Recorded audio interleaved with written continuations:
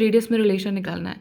सो V2/V1 को लिखा जा सकता है पावर गामा-1 इस T1/T2, इस तरीके से लिख सकते हैं हम रिलेशन को, क्योंकि इन्वर्स रिलेशन में है दोनों। सो यहाँ से जो वॉल्यूम को लिखा जा सकता है 4/3 पाई R2 क्यूब, और इसको लिख दीजिए 4/3 pi R1 cube, and its power is 5/3 - 1 is equals to T1/T2। अब T1 और T2 का रिलेशन है 10⁻2 का।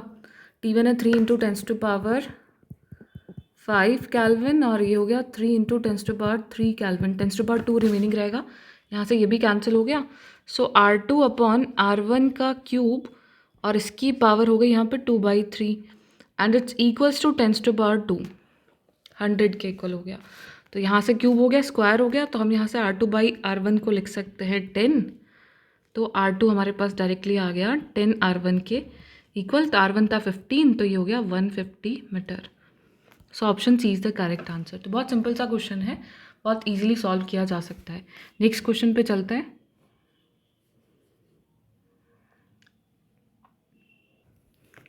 If the mean square fluctuation in energy of a system in equilibrium at temperature T is proportional to T to the power alpha, mean square fluctuation यानी del E square जो है वो proportional है T to the power alpha के। तो यहाँ जहाँ भी हमें टर्म की ज़रूरत पड़ेगी हम इसे लिख सकते हैं T to the power alpha. अब आपको पता होना चाहिए कि जो मीन स्क्वायर एनर्जी फ्लक्चुएशन होता है that is equals to minus del by del beta of energy.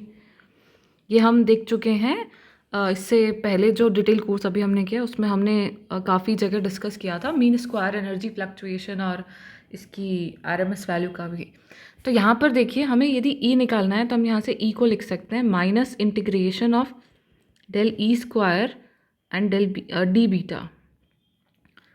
ठीक है, अब हमें इसे टी के टर्म्स में रिप्लेस करना है क्योंकि हमें जो आंसर चाहिए वो टी की टर्म्स में होना चाहिए। तो यहाँ से हम इसे लिख सकते हैं, it can be given as, अभी del E square C T to power alpha के इक्वल है और बीटा जो होता है दैट इज़ 1/kBt। तो यहाँ से डेल बीटा को हम लिख सकते हैं -1/kBt² डेल टी। तो यहाँ से हम इसको टी में रिप्लेस करना चाहते हैं डी बीटा को, तो यहाँ से यह इक्वल आ जाएगा -1/kBt² एंड डी टी। तो यहाँ से बाकी सब कॉन्स्टेंट्स को यदि आप आउटसाइड ले लेते हैं यहाँ पर तो ये इक्वल आ जाएगा